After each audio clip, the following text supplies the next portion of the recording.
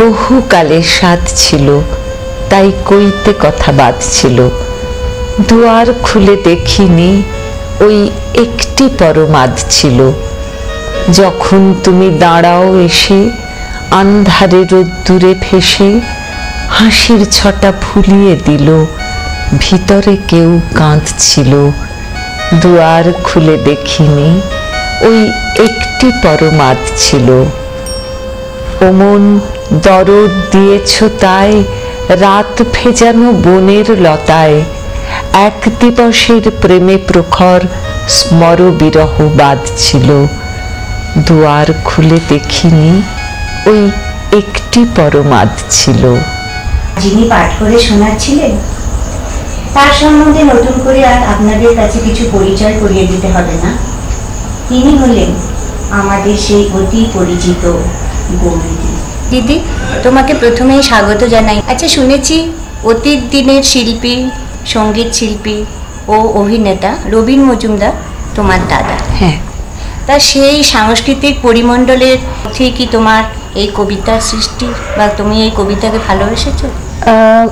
হয়তো আমাকে সাহায্য করেছে মনের দিক থেকে, তবে আমি কোনো দিনই ছোটবেলায় কবিতা বলতাম না, বা কোথাও স্কুলে, কলেজে, ইউনিভার্সিটিতে পর্যন্ত কখনো আমি কবিতার কোনো অনুষ্ঠানে অংশ নিইনি, বা বাইরে আবৃত্তি করা সেটা মোটেই করিনি। তবে কবিতার প্রতি অনুরাগ আমার গড়ে দিয়েছিলেন আমার মা। ছোট্টবেলা থেকে জ্ঞান হয়ে পর্যন্ত মায়ের মুখের কবিতা শুনতাম। অসাধারণ কিছু বলতেন না, তবে ওই যে কবিতা ভালোবাসতেন, পড়তেন, দিবারাত্রি কবিতা শুধু না, এমনি পড়ার অভ্যেসটাই ছিল। বই পড়তেন, গল্প, উপন্যাস, প্রবন্ধ, আর তাছাড়া ক্লাসিক।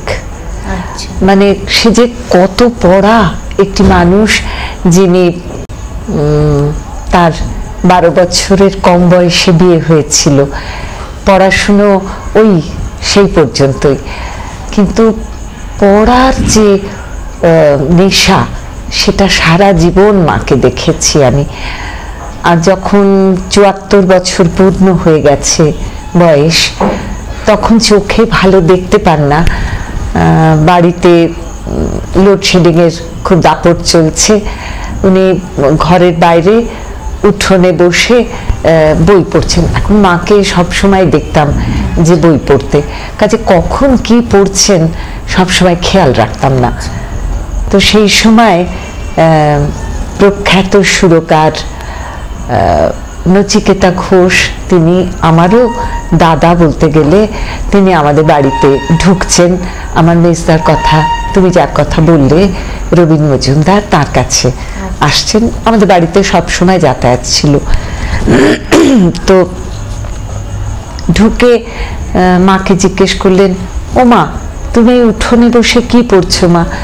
তো মা বললেন যে এই বাবা, ঘরের মধ্যে অন্ধকার, বাইরের উঠোনে একটু আলো আছে, তো ওই শেষের কবিতার মাঝখানের একটি স্তবক ভুলে যাচ্ছি, ওই জন্য একটু ঝালিয়ে নিচ্ছিলাম। তো নচিতা আমার মেজদার দিকে তাকিয়ে বললেন যে রবিদা, এখন বুঝতে পারছি যে হেরিডিটারি কথাটা কতখানি সত্যি। আপনাদের মধ্যে যে সংস্কৃতির প্রবহমানতা, সেটা আপনাদের কথাটা তখন বলাটা উনি আপনাদের বলেছিলেন। আমার মেজদাই একমাত্র এই দিকটা তার ছিল, গান বাজনা, অভিনয়, আমরা কেউই কোনো দিকে যাইনি। তো বললেন যে এটা এসেছে মায়ের কাছ থেকে। তো সেই মায়ের কাছেই আমার এই নেশাটি পাওয়া। দিদি, শুনেছি তুমি একটি বালিকা বিদ্যালয়ের প্রধান শিক্ষিকা ছিলে। খুব অল্প দিনের জন্যে। এমএ পাশ করে আমি তখন রেজাল্ট আউট সবে হয়েছে, তো চাকরি তো করবই জানি। বাংলা নিয়ে এমএ পড়েছি, জানি যে কোনো স্কুলে কলেজে তো পাওয়া কঠিন, কোনো স্কুলেই হয়তো চেষ্টা চরিত্র করে পেতে হবে।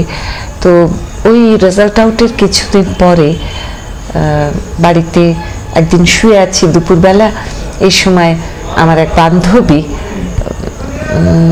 মালবিকা ভট্টাচার্য, আমার বাপের বাড়ি শ্যামপুকুর, ওখানেই ওই মালবিকার বাড়ি। মালবিকা এসে আমাকে বললো যে গৌরী একটা চাকরি করবে। আমি বললাম বাবা, বাড়িতে তুমি একবারে বয়ে নিয়ে এলে চাকরি? বললে হ্যাঁ, একটি স্কুলের হেডমিস্ট্রেস। আমি বললাম আমার বিটি নেই, আমার হেডমিস্ট্রেসের চাকরি একেবারে, সাবজেক্ট টিচার হলে আলাদা কথা। তখন বললো না না, ওরা তোমাকে পরে ডেপুট করে পড়িয়ে নেবে, কিন্তু তুমি আজকে বিকেলেই চলে যাও, সেখানে ওদের বিকেলে ওদের কমিটির সবাই থাকবেন, তোমাকে একটা ফর্মাল ইন্টারভিউ নেবেন, ওদের হেডমিস্ট্রেস বোধহয় ছেড়ে দিয়েছেন বা কিছু, তুমি ওখানে গিয়ে ইন্টারভিউ দেবার পরে ওরা তোমাকে নিয়ে নেবেন, কারণ খুব শিগগিরই স্কুলের মানে ওরা পরিদর্শনের জন্য আসবেন, স্কুল পরীক্ষক। তখন আমি চলে এলাম বিকেলবেলা এবং ইন্টারভিউ একটা দিলাম, দিয়ে আমার চাকরিও হয়ে গেল।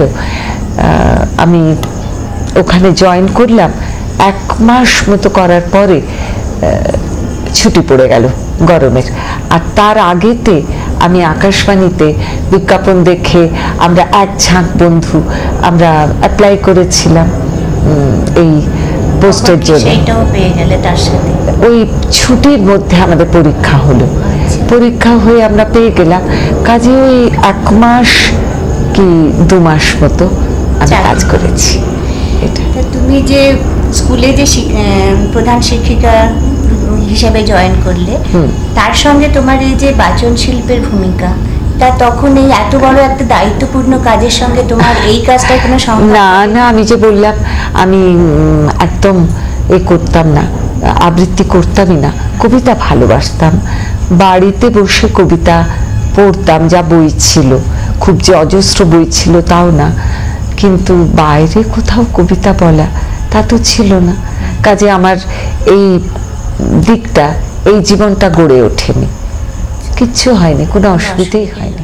এতক্ষণ আমরা অনেকটা সময় কাটালাম আমাদের প্রিয় শিল্পী গৌরীদির সঙ্গে, কিন্তু অনেকটা ঠিক বিন্দুতে সিন্ধুর মতন আমাদের অনেক কথাই এখন অজানা রইল।